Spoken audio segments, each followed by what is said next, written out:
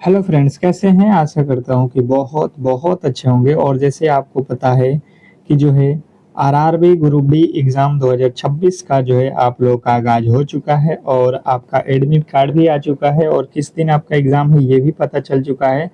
तो अब जो है बहुत बहुत कम समय आप लोगों के पास उपलब्ध है। जितने भी मेरे दोस्त 3, 4, 5 या किसी भी दिन अगस्त में आपका पेपर है, तो बिल्कुल इस क्लास को जो है अंत तक देख लेना, क्योंकि ये क्लास कहीं न कहीं आपको एक सीट जो है पक्का कराने वाली है, ठीक है? तो जितने भी मेरे दोस्त आरआरबी ग्रुप डी के एग्ज़ाम हॉल में जाने वाले हैं इस बार, तो मैं कहूँगा कि एक बार आप इस क्लास को अपने एक सनसनी नज़रों से भी देख लेते हैं, तो मुझे लगता है कि बहुत बड़ा बेनिफिट होने वाला है। चलिएगा फटाफट से हम क्लास को स्टार्ट कर देंगे, क्योंकि समय कम है आप लोगों के पास और प्रश्नों की संख्या काफ़ी ज़्यादा है। तो हम इसको बिल्कुल टेस्ट के तौर पे रखेंगे। जितने भी मेरे दोस्त हैं एग्ज़ाम हॉल में जाने वाले, वो सोचेंगे कि हर एक प्रश्न जो है आप अपने मन से बताएँ, ठीक है? तो फटाफट से इस क्लास को स्टार्ट करते हैं और जितने भी मेरे दोस्त हैं उनसे हम रिक्वेस्ट करेंगे कि आप लोग क्लास को लाइक नहीं किए हो तो लाइक कर लो और चैनल को सब्सक्राइब नहीं किए हो तो सब्सक्राइब कर लो, क्योंकि अंतिम के दिनों में जितने भी क्लास यहाँ पे आने वाले हैं वो 100% आपको सिलेक्शन दिलाने वाले हैं। तो पहला प्रश्न आपके सामने कह रहा है कि जो है यहाँ पे 6000 के एक मोबाइल पर 35% तथा 20% का क्रमिक छूट दिया जाता है, तो प्रभावित छूट जो है कितना होगा, ठीक है? देखिए इसके बनाने के कई तरीके होते हैं, पर हमें जो है एग्जाम हॉल में कम समय में प्रश्नों को सॉल्व करना पड़ेगा, क्योंकि मैथ के जो है 25 क्वेश्चन दिए जाएंगे। तो यहाँ पे हम विशेष करके ध्यान देंगे कि मैथ फटाफट से हो जाए और रीजनिंग के 30 क्वेश्चन दिए जाएंगे। हमने ऑल सब्जेक्ट के क्वेश्चन लिया है, ऑल सब्जेक्ट। आपको ये ध्यान देना है कि आपके जीके भी है, यहाँ पे मैथ भी है, रीजनिंग भी है और साइंस भी है। तो ये फायदे होंगे अगर आप इस क्लास को अंत तक देख लेते हो, तो हर एक टाइप के प्रश्न मिलेंगे जो आपके एग्जाम हॉल में सीधे आने वाले हैं। तो इसने कहा है कि भाई साहब हमें 6000 रुपया है, इस पे दो छूट दिया जाता है, 35 और 20 के। तो क्रमिक छूट एक ही बार में आपको बताना है कि टोटल जो है छूट कितने का है। तो रुपया में तो बताना नहीं है हमें, तो इस रुपया से कोई लेना देना नहीं है, क्योंकि इसने तो परसेंटेज में आंसर दिया है, तो हम डायरेक्ट ही निकाल लेंगे। आप रुपये से भी निकाल सकते हो, पर थोड़ा सा लंबा हो जाएगा, ठीक है? जैसे मेरे पास 100 रुपया है, ठीक है? मान लेते हैं मेरे पास 100% है या 100 रुपया है, उसमें से हमने 35% किसी को छोड़ दिया, अर्थात हम बोलेंगे कि अब जो है हमारा जो यहाँ पे 35% का जो छूट हुआ है, ठीक है? हम अगर किसी को 35% छूट दे देते हैं, अगर 100 रुपया अगर आपके पास प्राइस है और 35 छोड़ देते हैं, तो आप कहोगे कि 65%।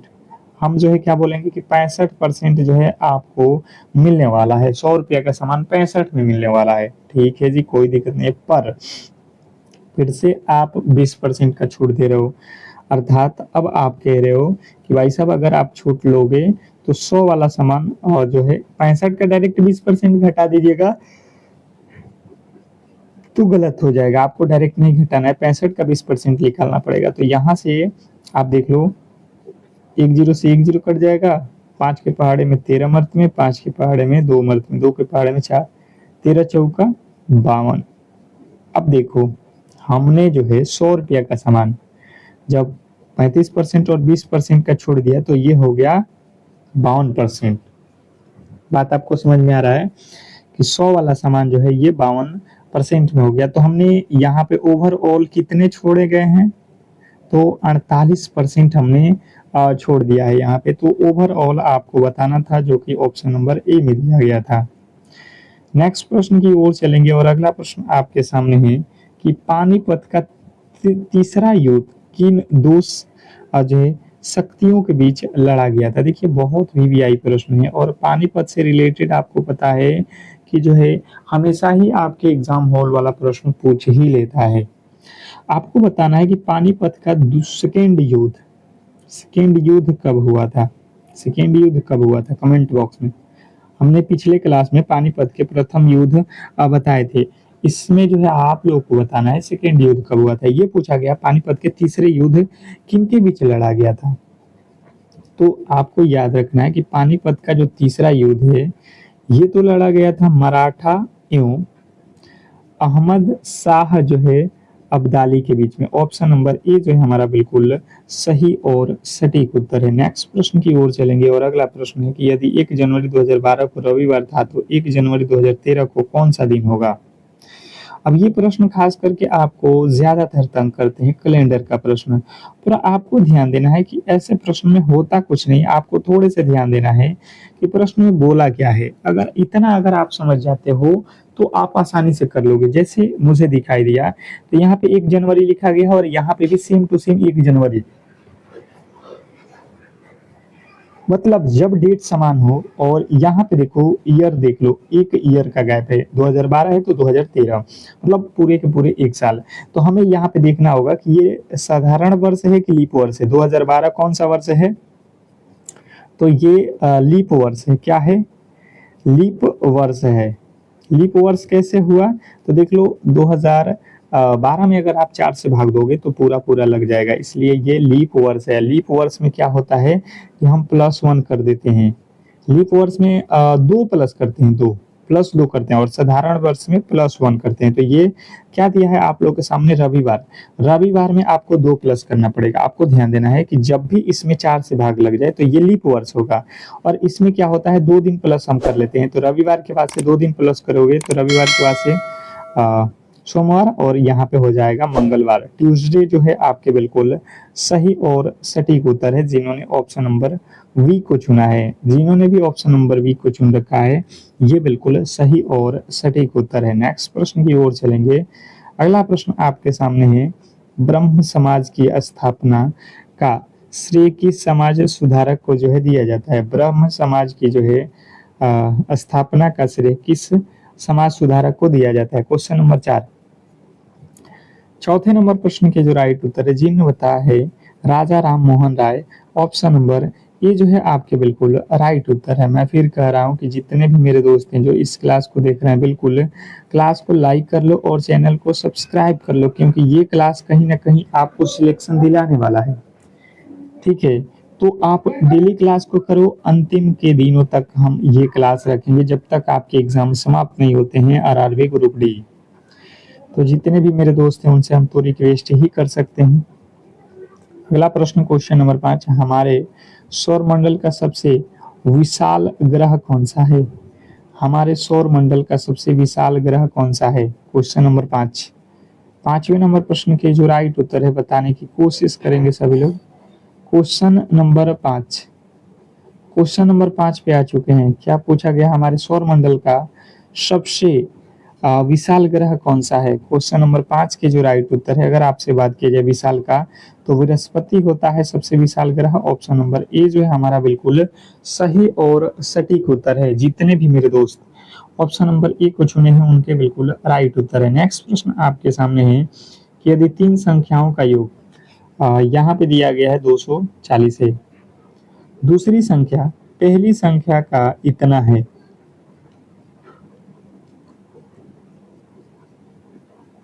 तथा तीसरी संख्या दूसरी संख्या का इतना है, तो दूसरी संख्या हमें बतानी है।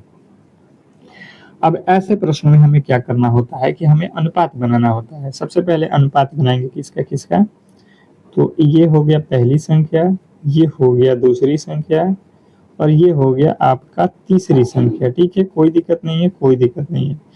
इसमें कहा है कि दूसरी और पहली का अनुपात, दूसरी और पहली, दूसरी पहले लिखा है तो दूसरी का वैल्यू पहले लिखो, और पहली बाद में लिखा है तो पहली बाद में।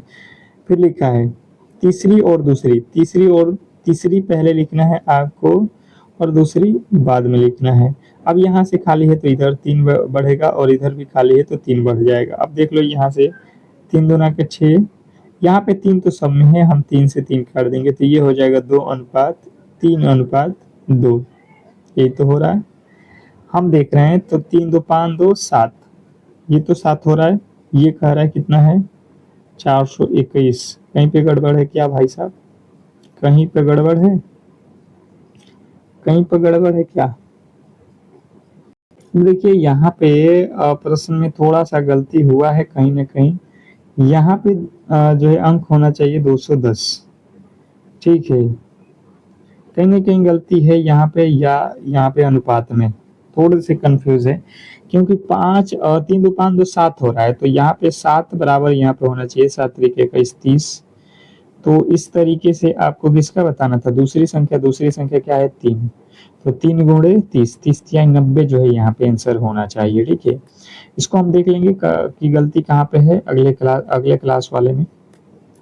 कर अगला प्रश्न, संवैधानिक उपचार का अधिकार किस अनुच्छेद के अंतर्गत दिया जाता है? क्वेश्चन नंबर 7, संवैधानिक उपचार का अधिकार किस अनुच्छेद के अंतर्गत दिया जाता है? क्वेश्चन नंबर 7 जिन्होंने बताया है यहाँ पे कि संवैधानिक उपचार का अधिकार अनुच्छेद 32A में दिया जाता है। 32, ऑप्शन नंबर ए बिल्कुल आपके सही उत्तर है। नेक्स्ट प्रश्न की ओर चलेंगे और अगला प्रश्न है कि सुंदर वन क्षेत्र मुख्य रूप से किस प्रकार के वनों के लिए प्रसिद्ध है? सुंदर वन क्षेत्र मुख्य रूप से किस प्रकार के वनों के लिए प्रसिद्ध है? Question number 8। 8वें नंबर प्रश्न के जो राइट उत्तर है बताने की कोशिश करेंगे सभी लोग कि क्या होने वाला है।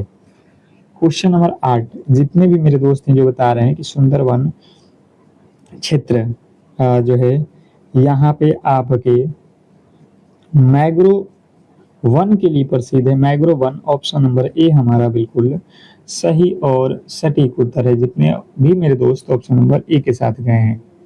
नेक्स्ट प्रश्न की ओर चलेंगे और अगला प्रश्न आपके सामने है कि यदि प्लस और माइनस तथा गुणा और भाग के चिन्ह आपस में बदल दिए जाएं तो 26 + 8 - 4 × 10/5 का मान क्या होगा? ये प्रश्न खास करके बहुत ज़्यादा इम्पोर्टेंट हो जाता है क्योंकि हर एक शिफ्ट में आपके ये एग्जाम हॉल में प्रश्न पूछे ही जाते हैं। ठीक है, अब ऐसे प्रश्नों में बहुत इजी होते हैं आपको सॉल्व करना, आपको कंडीशन जो दिया गया उसी के अकॉर्डिंग चलना है। 26 लिखा है, आप 26 लिखो, 26 लिख देने के बाद प्लस का अर्थ यहाँ पे लिखा है माइनस, तो -8 करो, माइनस का अर्थ होता है प्लस, तो प्लस लिखो 4। फिर गुणा और भाग को आपस में बदलना है, अर्थात गुणा जो है वहाँ पे भाग हो जाएगा, जहाँ पे भाग है वहाँ पे गुणा कर दो, इसी का वैल्यू निकाल देना है। अर्थात क्या हो जाएगा यहाँ पे समझ लो, ये हो जाएगा 26 में से 8 जाएगा, 26 में से 8 जाएगा, हम डायरेक्ट लिखते हैं 18, 18 प्लस ये हो जाएगा 4 बटे भागा का मतलब क्या होता है बट्टा 10 गुणे 5, 5 दूना के 10, ये 2 से 4 कट जाएगा, तो 18 2 20, 20 हो रहा है भाई साहब, 20 हो रहा है यहाँ पे, 20 हो रहा है यहाँ पे। देखिए ऑप्शन में गलती है, ये टाइपिंग महाराज वाले भाई साहब यहाँ पे 20 कर लीजिएगा, ऑप्शन नंबर जो है आपका ये हो जाएगा। नेक्स्ट प्रश्न की ओर चलेंगे और अगला प्रश्न आपके सामने है कि भारत पहुंचने वाला पहला जो है पुर्तगाली नाविक कौन था? भारत पहुंचने वाला पहला पुर्तगाली कौन था? क्वेश्चन नंबर 10 बताएंगे सभी लोग, भारत पहुंचने वाला पहला पुर्तगाली कौन था? भारत पहुंचने वाला जो पहला पुर्तगाली था ये वास्को डी गामा था, जो ऑप्शन नंबर ए में दिया गया है। भारत पहुंचने वाला पहला जो है पुर्तगाली Vasco D gamma, option number A आपका बिल्कुल सही उत्तर है। नेक्स्ट प्रश्न आपके सामने है, राज्य पुनर्गठन आयोग का जो है गठन किस वर्ष किया गया था? राज्य पुनर्गठन आयोग का गठन कब किया गया था? Question number 11। 11वें नंबर प्रश्न के राइट उत्तर बताएंगे सभी लोग। और मैं फिर कह रहा हूँ कि जितने भी मेरे दोस्त हैं जो इस क्लास को अब तक लाइक नहीं किए हैं तो लाइक करें, चैनल को सब्सक्राइब कर लें। तो बात की जाए कि राज्य पुनर्गठन आयोग का गठन किस वर्ष किया गया था, तो आपको बताना है option number A 1953, option number A 1953 आपके बिल्कुल राइट उत्तर है। नेक्स्ट प्रश्न की ओर चलेंगे और अगला प्रश्न आपके सामने है, कह रहा है कि 9000 कह रहा है यहाँ पे, आप समझिएगा 9000 की राशि पर 10% वार्षिक ब्याज के दर से 2 वर्षों का मिश्रधन क्या होगा? मिश्रधन मतलब आपको ब्याज और मूलधन दोनों मिलाकर बताना है। तो सबसे पहले हम पहले निकाल लेते हैं ब्याज। हमें 9000 रुपया दिया गया है, तो ब्याज निकालने का फॉर्मूला क्या होता है? मूलधन गुणे समय गुणे दर बटे 100। ये 2 जीरो से ये 2 जीरो कट जाएगा, 9 दूना का हो जाएगा 18, इस पे कितने जीरो लगेंगे, 2 जीरो, एक तो यहाँ का एक तो यहाँ का। 1800 रुपया हमें क्या हुआ जो यहाँ पे प्राप्त हो गया आपके ब्याज के रूप में, और हमारा पैसा कितना है 9000। तो 9000 प्लस 1800 कितना हो जाएगा 10,800। अब देखो 10,800 कहाँ पे है, 10,800 कहाँ पे है भाई साहब, option number A. Option number A में दिया गया है, तो अगर आपने भी ऑप्शन नंबर ए को ही चुना था तो ये बिल्कुल सही उत्तर है। नेक्स्ट प्रश्न आपके सामने है, भारतीय संविधान के जनक के रूप में किसे जाना जाता है, भारतीय संविधान के जनक के रूप में किसे जाना जाता है। क्वेश्चन नंबर 13, क्वेश्चन नंबर 13, भारतीय संविधान के जनक के रूप में किसे जाना जाता है। तो सभी लोगों को पता है doctor Bhimrao Ambedkar. Option number A जो है हमारा बिल्कुल सही उत्तर है। अगर आपने ऑप्शन नंबर ए को चुन रखा है तो ये बिल्कुल सही उत्तर है। नेक्स्ट प्रश्न की ओर चलेंगे और अगला प्रश्न है कि सामान्यतः लीप वर्ष कितने वर्ष के अंतराल पर आता है, सामान्यतः लीप वर्ष कितने वर्ष के अंतराल पे आता है। मैंने अब भी बताया था आप लोगों को जब रीजनिंग का प्रश्न आया था कैलेंडर में कि लीप वर्ष कितने दिनों में होता है। तो देखिए जिसमें 4 से भाग लगेंगे वही लीप वर्ष होंगे, तो हर 4 वर्ष के बाद आएगा। जैसे अगर आप देखोगे तो 2004 में अगर लीप वर्ष है, क्योंकि 2004 में भाग लगेगा तो फिर 5 में नहीं लगेगा, 6 में नहीं लगेगा, 7 में नहीं लगेगा, फिर 2008 में जो है पूरा पूरा भाग लगेगा 4 से। तो इसलिए आपको ध्यान देना है, यहाँ पे गड़बड़ी नहीं करना है। नेक्स्ट प्रश्न आपके सामने कह रहा है, यहाँ पे क्वेश्चन आपके सामने 15 कह रहा है कि 36 कुर्सियों का क्रय मूल्य 45 कुर्सियों के विक्रय मूल्य के बराबर है, तो हानि प्रतिशत ज्ञात करें। बहुत ज्यादा इंपॉर्टेंट प्रश्न है और यहाँ पे ध्यानपूर्वक आपको बताना है। इसमें कह रहा है कि 36 कुर्सी हैं, ठीक है जी। इसका जो है सीपी है ये 45 एसपी के बराबर है, 45 एसपी के बराबर है, ठीक है जी, कोई दिक्कत नहीं है।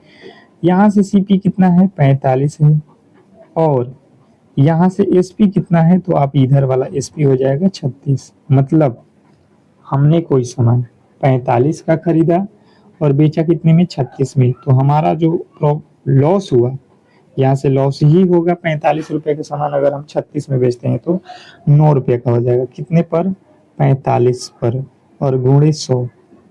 यहाँ पे 9 पचे 45, 5 के पहाड़े में 20 पचे 100, अर्थात 20% का जो है हानि हुआ है। ऑप्शन नंबर ए जो है हमारा बिल्कुल सही और सटीक उत्तर है। अगर आपने ऑप्शन नंबर ए को चुन रखा है तो ये बिल्कुल राइट उत्तर है। नेक्स्ट प्रश्न की ओर चलेंगे और अगला प्रश्न आपके सामने है कि संविधान में भारत को संपूर्ण प्रभुत्व संपन्न किस भाग में कहा गया है। भारत में संविधान में भारत को संपूर्ण प्रभुत्व संपन्न किस भाग में कहा गया है। क्वेश्चन नंबर 16, 16वें नंबर प्रश्न के जो राइट उत्तर है जिन्होंने बताया है यहाँ पे प्रस्तावना में, तो उनके बिल्कुल राइट उत्तर है ऑप्शन नंबर ए प्रस्तावना। अगर आपने ऑप्शन नंबर ए को चुन रखा है तो ये बिल्कुल सही और सटीक उत्तर है।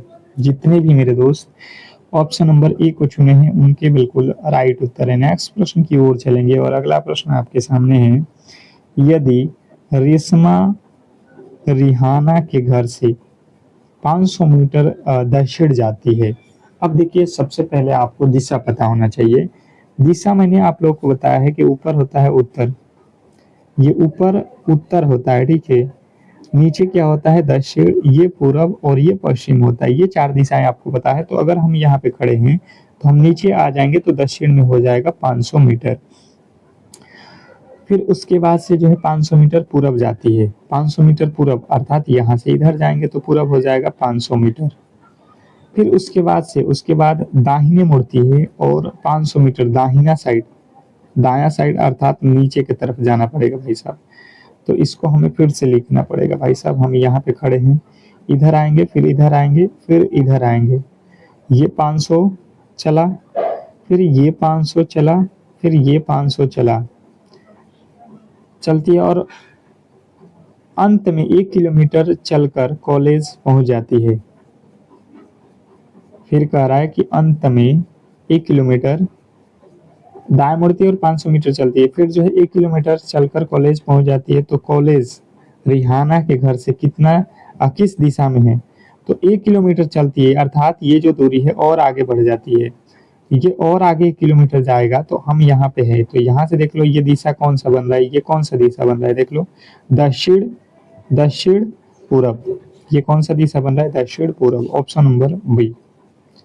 नेक्स्ट प्रश्न आपके सामने है, हड़प्पा सभ्यता के लोगों को किस धातु का ज्ञान नहीं था? हड़प्पा सभ्यता के लोगों को किस धातु का ज्ञान नहीं था? मैं फिर कह रहा हूँ कि अगर आपको सिलेक्शन लेना है तो ऐसे प्रश्न को करो जो आपको सिलेबस के अकॉर्डिंग जो है प्रश्न दिया जा रहा है, ठीक है। तो बिल्कुल आप देख सकते हो पिछला बार का जो पेपर हुआ है बिल्कुल ही आपको ऐसे ही प्रश्न दिया गया था, ठीक है। तो सिलेबस के अकॉर्डिंग हम आपको बिल्कुल क्लास करा रहे हैं, तो आप इसे बिल्कुल जो है चैनल को सब्सक्राइब करके रखो ताकि हर एक क्लास की नोटिफिकेशन मिले।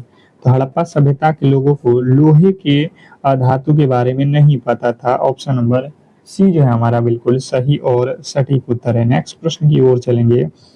अगला प्रश्न है कि विश्व बैंक का मुख्यालय कहाँ स्थित है? विश्व बैंक का मुख्यालय कहाँ स्थित है? क्वेश्चन नंबर 19 बहुत ज्यादा इंपॉर्टेंट है।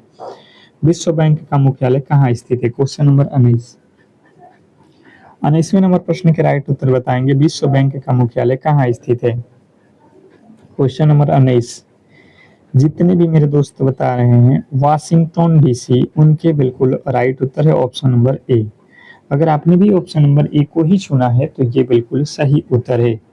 विश्व बैंक का मुख्यालय कहाँ है? वाशिंगटन डीसी में, ऑप्शन नंबर ए। नेक्स्ट प्रश्न आपके सामने ही कह रहा है यहाँ पे कि जो है यदि 120 आदमी किसी कार्य को 24 सप्ताह में पूरा कर सकते हैं तो 40 आदमी और जोड़ दिए जाए तो वही कार्य कितने दिनों में पूरा हो जाएगा? ये प्रश्न गणित का है और मैंने बार बार बताया है ऐसे प्रश्न को किस तरीके से आप सॉल्व कर सकते हैं, वो भी आसानी तरीके से। तो बहुत ही सिंपल तरीके से हम सॉल्व करेंगे इस प्रश्न को।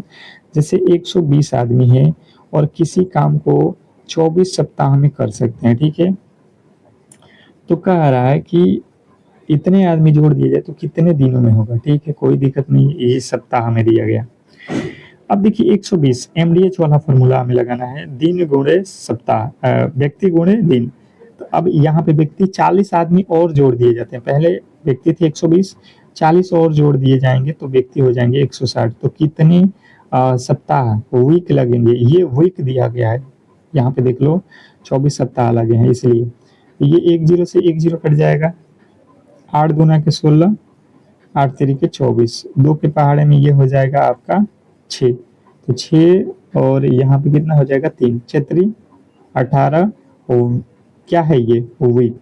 हमसे पूछा गया है कि दिन में बताइए यह कार्य कितने दिनों में होगा, तो दिन के लिए 7 से गुणा कर दो क्योंकि एक सप्ताह में कितने दिन होते हैं 7, तो 18 सत्ते 18 के 108, 18 सत्ते 126, हमारे 126 जो है बिल्कुल सही और सटीक उत्तर है, इसमें कहीं से किसी तरीके के डाउट नहीं होना चाहिए।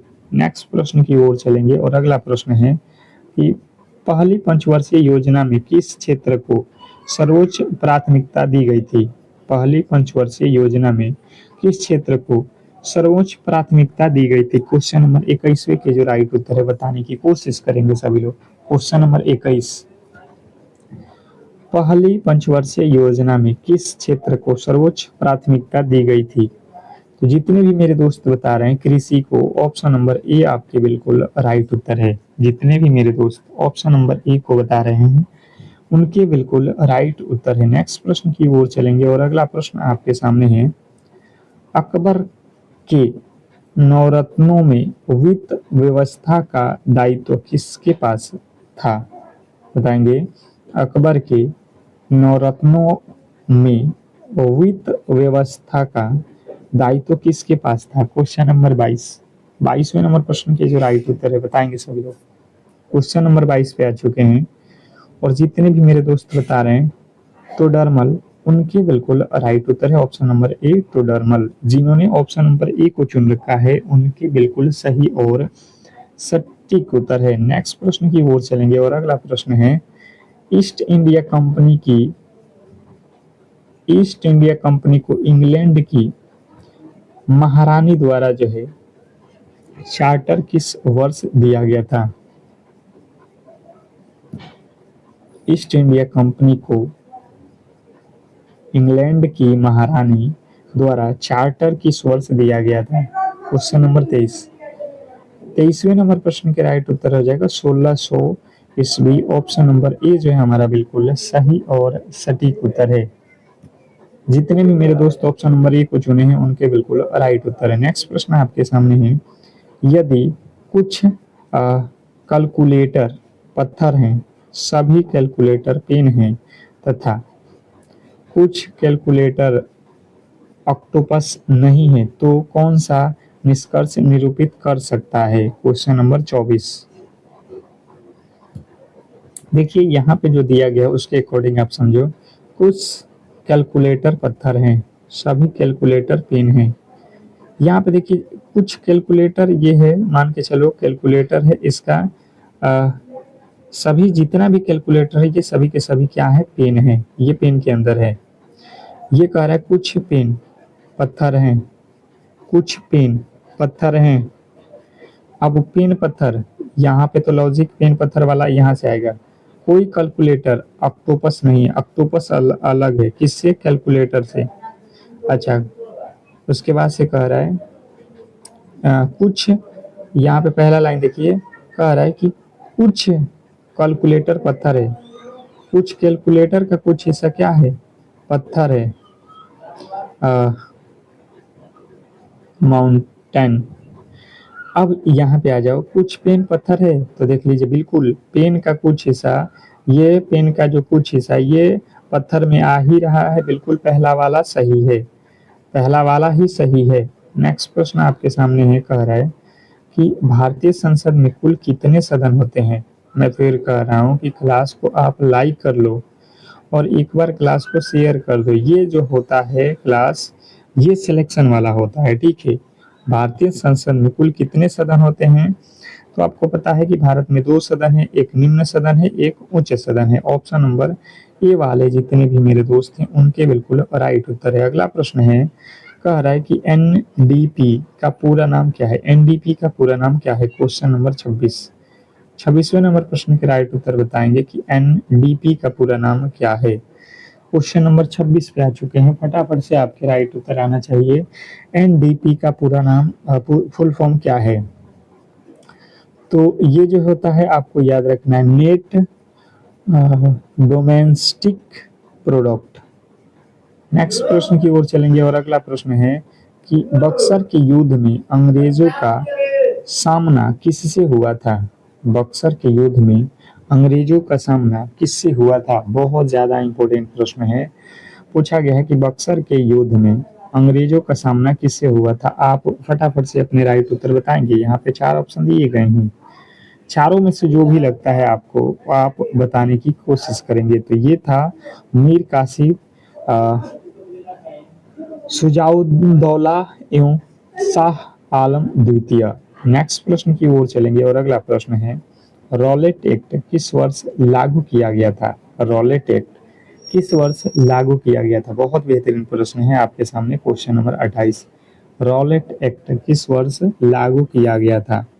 जितने भी मेरे दोस्त बता रहे हैं कि रॉलेट एक्ट 1919 में लागू किया गया था, ऑप्शन नंबर ए जो है आपके बिल्कुल राइट उत्तर है।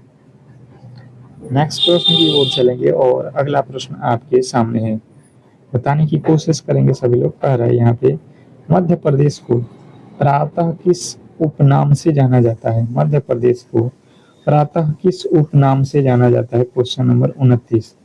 29वें नंबर प्रश्न के जो राइट उत्तर है बताएंगे सभी लोग। मध्य प्रदेश को प्रातः किस उपनाम से जाना जाता है? तो जितने भी मेरे दोस्त बता रहे हैं यहाँ पे कि जो है भारत का हृदय, उसे बिल्कुल राइट उत्तर आपको ऑप्शन नंबर ए वाले जितने भी मेरे दोस्त हैं उनके बिल्कुल राइट उत्तर है। नेक्स्ट प्रश्न की ओर चलेंगे और अगला प्रश्न आपके सामने कह रहे हैं यहाँ पे कि जो है किस मुगल शासक के शासन काल में ताजमहल का निर्माण हुआ था? किस मुगल शासक के शासन काल में ताजमहल का निर्माण हुआ था? Question number 30। 30वें नंबर प्रश्न के राइट उत्तर बताएंगे सभी लोग। कह रहा है किस मुगल शासक के शासन काल में ताजमहल का निर्माण हुआ था। क्वेश्चन नंबर तीसरे के जो राइट उत्तर है सभी लोग बताएंगे। ये जो है आज का होमवर्क रहेगा, ठीक है। जितने भी मेरे दोस्त हैं जो इस क्लास को देख रहे हैं, बिल्कुल इसका राइट उत्तर सभी लोग कमेंट बॉक्स में बताएंगे और मिलेंगे हम लोग अगले क्लास में। तब तक के लिए धन्यवाद।